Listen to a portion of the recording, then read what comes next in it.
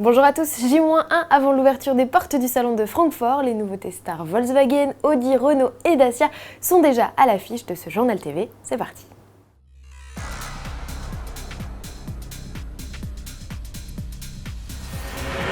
Fin du mystère autour du concept Renault qui sera présenté au salon de Francfort. Deux clichés du modèle sont apparus sur la toile, mettant en lumière le futur remplaçant de l'espace.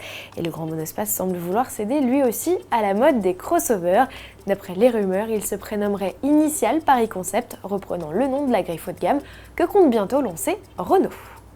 Chez le cousin Dacia, la star n'est autre que le Duster restylé. Avant même le coup d'envoi de la Biennale de l'automobile, le constructeur roumain dévoile une série de photos et surtout vidéos de son baroudeur New Look. L'occasion de monter à bord et de découvrir la toute nouvelle planche de bord. Dans son numéro 1305 en kiosque dès le 9 septembre, AutoPlus passe en revue les nouveautés du SUV low cost.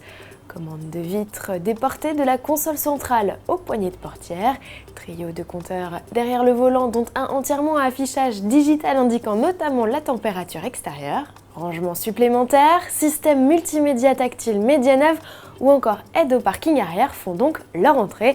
Dacia ajoute également de série l'ESP ainsi que les airbags latéraux et de tête, le tout sans que le prix de base de 11 900 € ne grimpe. La Success Story ne devrait donc pas s'essouffler de sitôt. Parlons à présent de l'actualité Audi et Volkswagen du salon de Francfort dévoilée dans le week-end. Du côté de la firme de Wolfsburg, c'est une nouvelle déclinaison de la Golf 7 qui pointe le bout de sa calandre.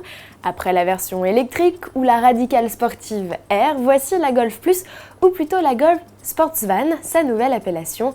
Plus longue de 8 cm comparée à la classique Golf, cette version monospace de la compacte profite en outre d'un empattement allongé de 5 cm et d'une hauteur en hausse de 12 cm, des dimensions qui profiteront à l'habitabilité des passagers arrière. Côté coffre, cette Golf des familles profite d'un volume de 498 litres, soit 100 litres de plus que la berline, sans toutefois bien sûr égaler le volume du break. La Golf Sportsvan est attendue dès l'an prochain. En concession, elle sera déclinée selon 3 niveaux de finition. Sous le capot, 6 blocs de 85 à 150 chevaux sont annoncés. Chez Audi, outre le concept Sport Quattro et l'Audi A8 stylé, les projecteurs seront braqués sur l'A3 cabriolet de deuxième génération. La compacte s'allonge de 18 cm comparée à sa devancière et lui permet de gagner donc de la place dans le coffre. Fidèle au toit souple, la découvrable se la joue mini à 5 cabs avec ses lignes élégantes et sportives. La capote réclame 18 secondes pour s'ouvrir et l'opération est possible jusqu'à une vitesse de 50 km/h. À bord, conducteurs et passagers profitent en option d'un système de chauffage de nuque.